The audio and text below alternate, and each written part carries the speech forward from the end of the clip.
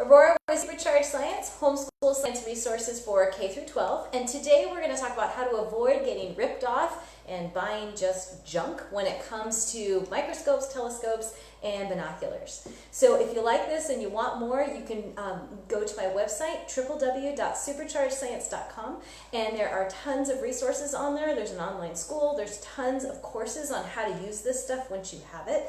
And so that's all on there. So you as a parent don't have to be an expert at this. I will do the teaching for you. Okay, so here we go. How do you buy all this stuff? You know, you're shopping at Costco, you want to buy your kid a gift, you're at the nature store. Is it really worth it? It looks a little plasticky, but gosh, those pictures on the box are so pretty. How do you know you're really getting something that's worthwhile? So I'm just going to show you a couple of things that I personally use, because if you think about it, it's like, well, a lot of people get excited and you're like, oh, microscopes and ooh, telescopes, binoculars. I mean, it's cool, right? Gadgets are fun. It's one of the perks of being a scientist.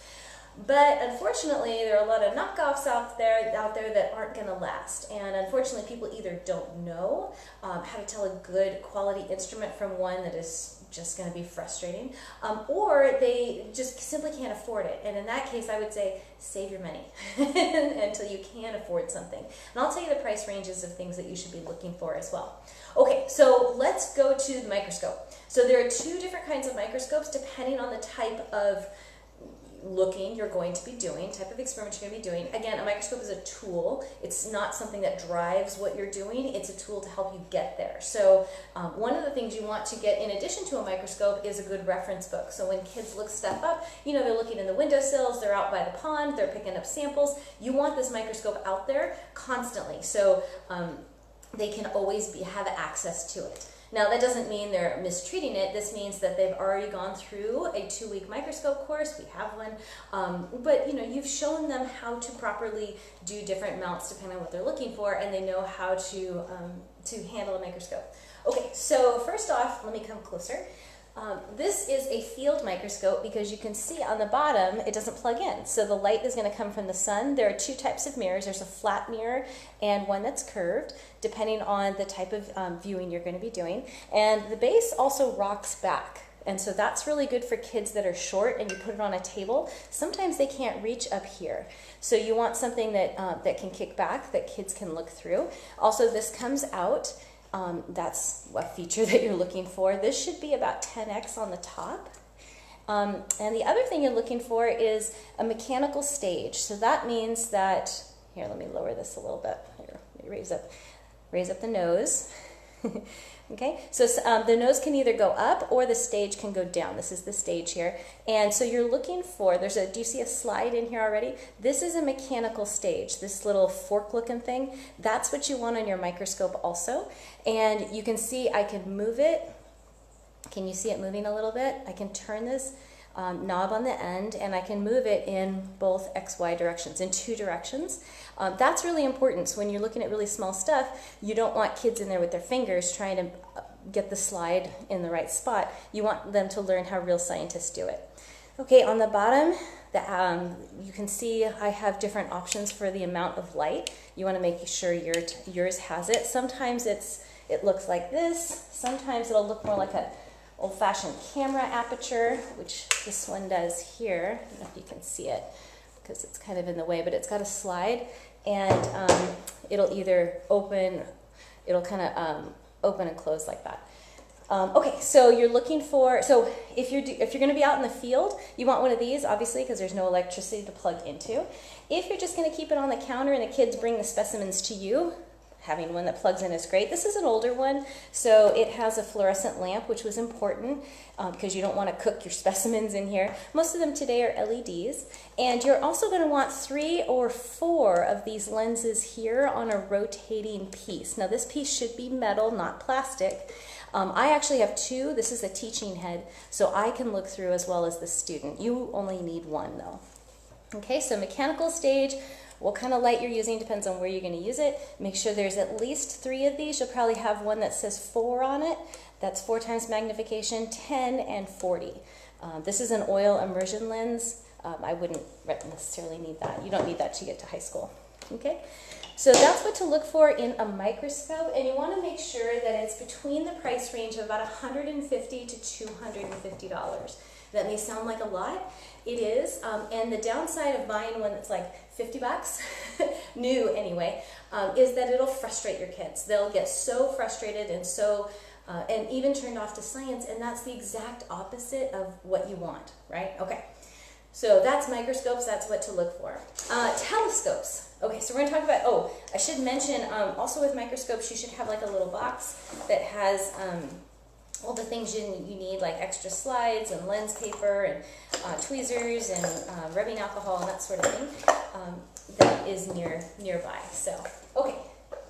So telescopes are pretty useless unless you know where to point them. So when people say go to a star party, or they look out in the sky and they're like, oh, I just wish I had a telescope, the first thing I say is actually get yourself a pair of binoculars. That's the first thing you should do. Now, of course, you want to tell your kids don't ever look at the sun with anything with lenses, and then they'll say, why not? And because as soon as you say don't do something, the kids are going to want to do something. So you're going to do the experiment with your kids with the magnifying glass and the leaf. And if you do it in a glass jar, you can actually make a game out of it if you'd like.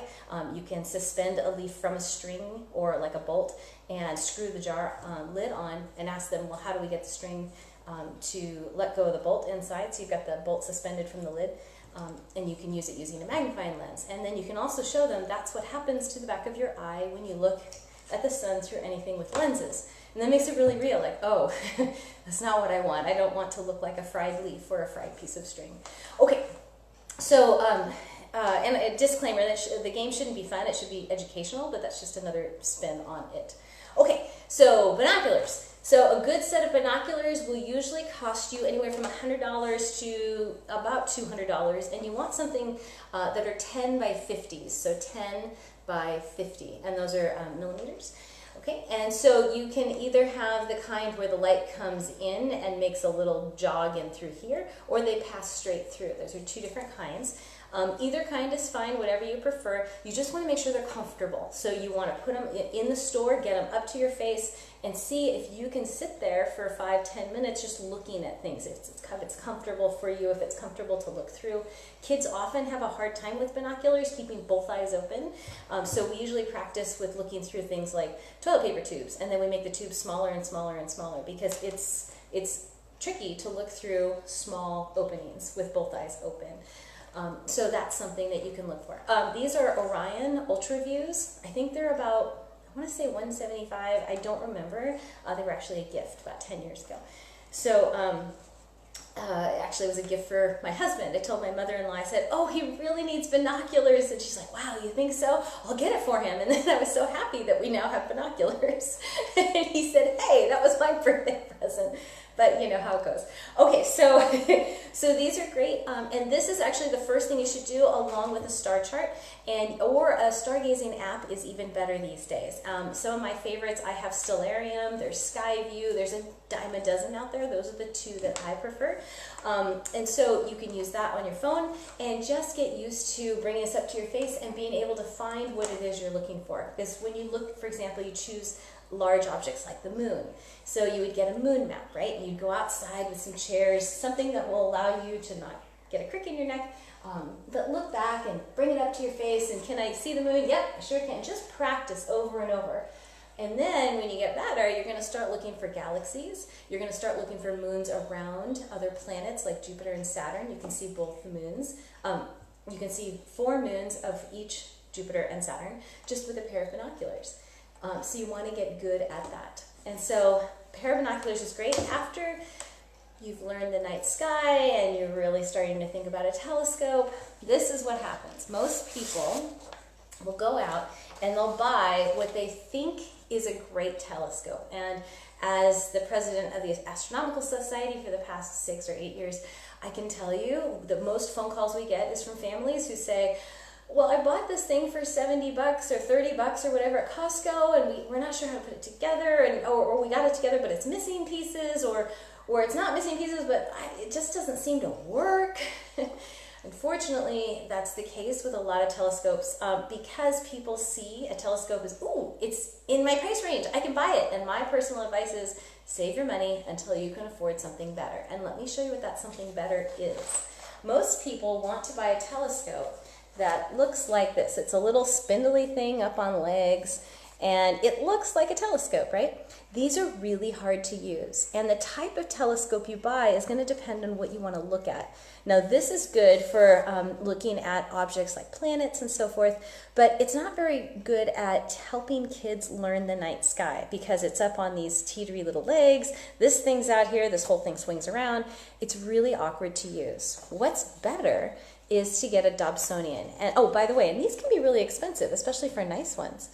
So a Dobsonian is on a low mount, and so this is usually about the height of an 8-year-old, 8 or 9-year-old, and the whole tube swivels and it moves. I don't have one. Oh, well, I kind of have one. I'll show you in just a second.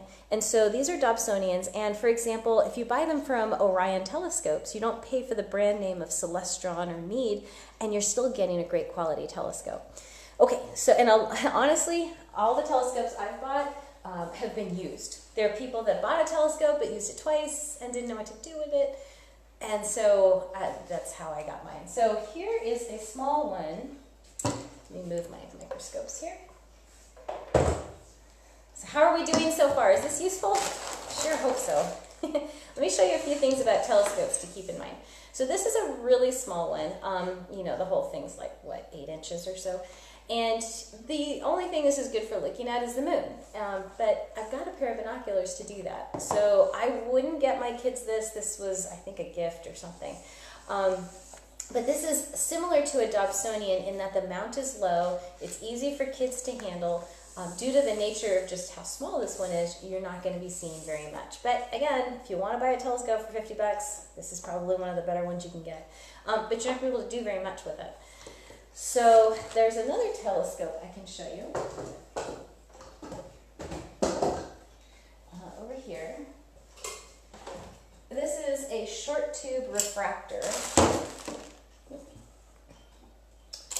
Okay, and oh, here, let me move my microscopes off. Okay, so this one's about 80 millimeters, I think. And so this is a great little scope, but again, it's short, it's small, and you know, sometimes I even have a hard time using it just because the size of it is so small. One of the tricks that people will use on a box, the marketing folks will use on a box, is they'll say 200x or 1000x telescope. And when it comes to telescopes, magnification doesn't matter. Nobody cares about that. Well, nobody cares very much about that. What they care about is how much light collection it is. This thing is a light bucket. So you want it to be as large in diameter as possible to get the most amount of incoming light so you can see it. The larger the telescope, the brighter the objects are going to be when you look at the eyepiece. The smaller, it's actually going to be really faint. That's what makes this one hard to use, because you're going to have a hard time finding it because it's so small. So the $200 that this one is, you could use that to buy a Dobsonian that's like 6 inches, which is much bigger than this guy is. So that's another thing. So how do you tell a good telescope from a not good telescope? The main manufacturers of telescopes, at least at the entry level, Meade and Celestron, they all have great telescopes. They make some really beautiful telescopes, and they also make some telescopes that I wouldn't buy. So Orion, again, I think this one's an Orion. Here, let me turn it around. Also makes good telescopes as well. So that's actually where I would start. And let me show you a few things, once you have selected your telescope, a few things that you might like to get in addition. So Orion makes a series of Dobsonians that are like 6 inches, 8 inches, 10, and 12 inches in diameter. And they go from like $200 to maybe $400 or $600. And so 12 inches in diameter, that's a serious telescope. So if, and it doesn't have to be go-to. Go-to is where there's this computer on this. And so you type in what you want, and it goes and it shows it to you. Half the time it works, half the time it doesn't. But if you want your kids to use it as a tool, having a go-to scope may not be the best thing. You want them to learn the night sky. And remember, the first way you do that is by using a pair of binoculars, just to get used to, oh, you know what, Jupiter's over here tonight. Oh, you know what, check this out.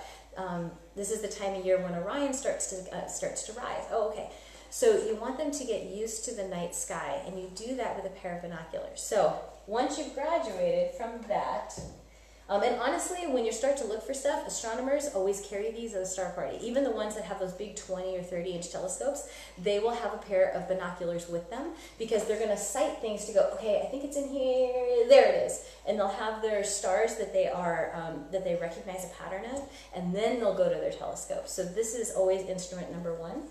Instrument number two is their telescope. Now, so for a Dobsonian, you don't necessarily need a go-to scope because you want the kids to learn the night sky, and this is how you do it. And you do it with friends. You don't just do it on your own, throw the kid in the backyard and say good luck.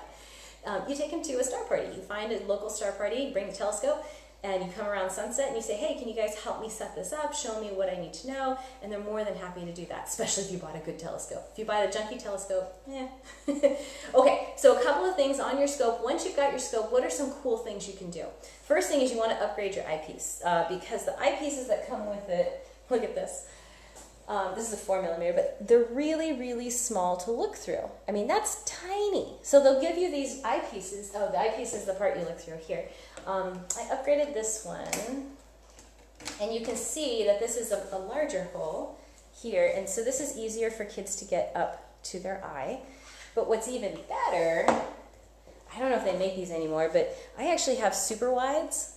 And so these were made by Orion, but I'm sure there are other companies, and they're huge on in here, and they have a nice set of optics inside that allow you to really take in a large field of view. It gives you a large area to look into, and it's like you're diving into it. It's awesome.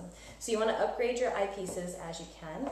The other thing that's cool is if you'd like to look at the moon, and the moon is a great one for kids, is you want to pick up a polarizer. It looks like this. It comes in two pieces, and it screws together. If you screw it the right way, it screws together.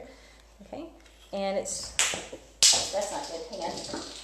The last thing you want to do is drop your optics on the floor.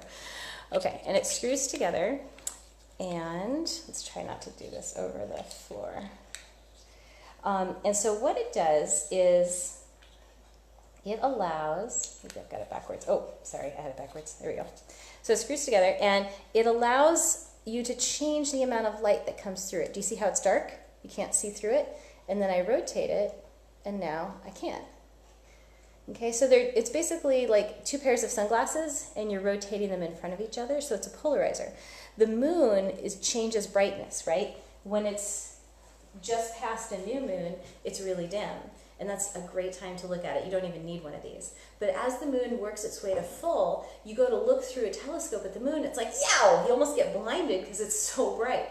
You put one of these on there, and you can adjust how much light comes through, so you can dim it, tone it down, so you can see more of the surface features of the moon.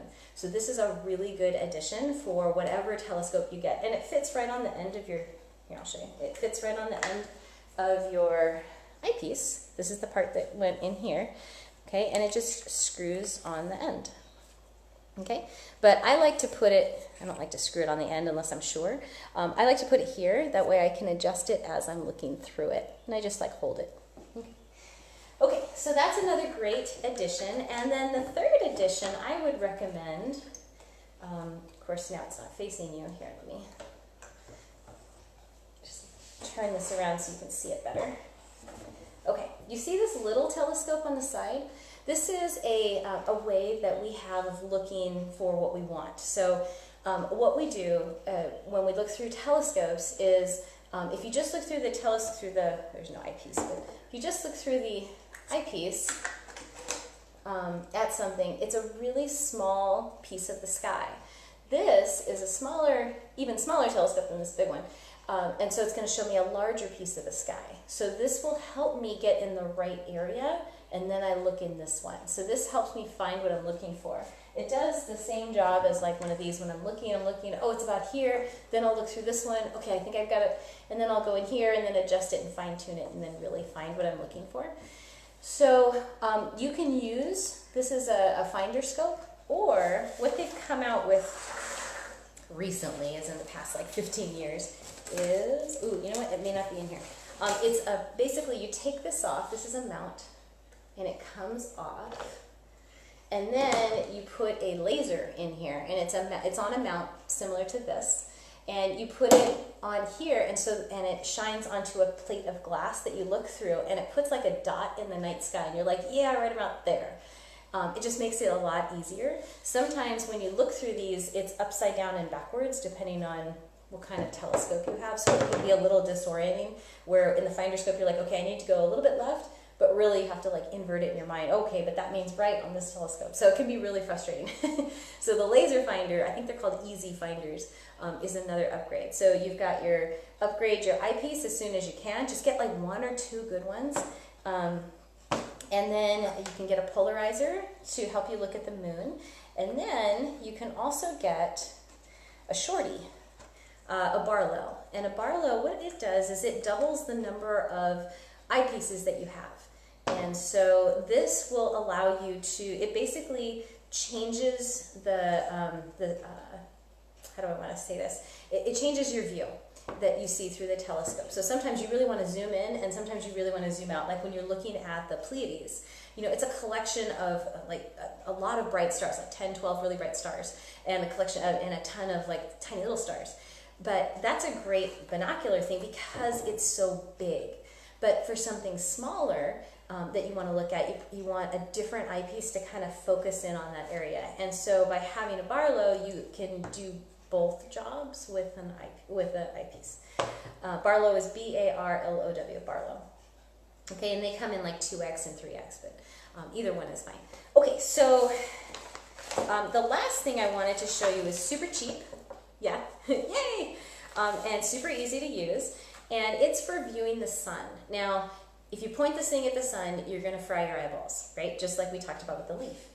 But you can do something to it. Uh-oh, where'd it go? Oh, it was here just a second ago. Wait, you can do something to it. Is it up here? No. Oh, there it is. Okay. You can do something to it. So whenever I look at the sun, I always take the finder scope off, because there's always going to be somebody that comes along, this thing's pointed at the sun, and you've done everything you need, I'm about to show you, and some person is going to look through this. So I always take this off so there's no chance that anybody's going to get hurt. Okay, so to look at the sun, you can do a couple of things. You can get sunglasses for your telescope, and these are very, very special sunglasses. You buy them. This one was like 20 bucks. They're called solar filters. And they fit on the end like this. And now your telescope is able to look at the sun. You've got to make sure it's really on there and there's like no cracks or pinpoints of anything. Otherwise, this isn't going to work. So this is only something you want to do if you're super careful. And what it does is it acts like a mirror, and most of the light bounces back out. And it only lets a teeny bit, like 0.0001% of the light comes through the telescope, because if you point this at the sun, it's actually going to heat up your lenses and crack. So you need to get rid of all that energy and just have just a tiny amount come through the eyepiece. Now, a long time ago, they did make these filters, but people decided it's too expensive to buy a big one. I'm just going to put a tiny one here on the end, right? Unfortunately, people that did that cracked their lenses inside, and so it's totally not safe to do that. You need to protect your telescope and make sure that the light isn't coming into the scope in the first place. Does that make sense?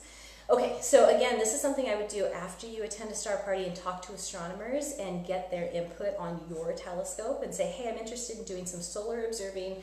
What do you think I should get? And they will tell you. So they will tell you that you're going to need an end cap solar filter. You can also get one of these. This is a Beta film. It's mostly cardboard except for this little circle here. You put it up to your eye, no telescope required, and you look at the sun. And so this is another way you can safely look at the sun. It's this little tiny thing. I think they're like $3 or $4. This one's from Draco, D-R-A-C-O, Draco Productions. You could probably look it up. And you can safely look at the sun. I keep this actually in my glove box, so if I think there's something interesting happening, I'll pull over, open this up, and it's just there. So it's super easy to use. So this film is what's on here. Okay? All right. So how's that been so far? Is that useful? Okay. So now you now know. Just to recap real quick, If you like this and you want more and you want to know in depth even how to build your own telescope, if you want to have a 2-week microscope course in how to use this thing, how to do heat fixes and wet mounts and staining techniques, any of that, you can go to my website, www.superchargedscience.com/easy. Like, wow, that was so easy. Like, I didn't have to teach it to my kids. She did it for me, easy. So that course is on there as well. I actually have over 2,500 different science experiments on video, step-by-step videos that are on there. And you can check that out, www.superchargedscience.com. Again, remember, for a microscope, it's anywhere between $150 and $250. You want at least 3 of these, preferably metal. On the rotating nose piece here, we've got a mechanical stage, and we've got either a mirror or electrical, depending on where you're using it. Pair of binoculars are usually going to cost between $100, $200, $250. These are 10 by 50s, which is a good, comfortable size. It's not too heavy, it's not too light. The really small ones, the compact ones, usually not so good for astronomy. You need to have something a little bigger. You can put these on a tripod for astronomy as well, and then you can get even bigger if you like.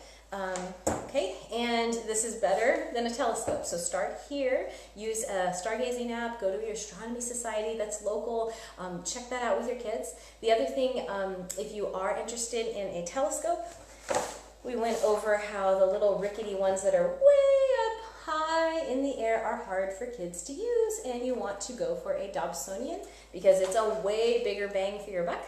You will get a much bigger, much better quality, and honestly, the main reason is your kids won't get frustrated using it. They can actually use it.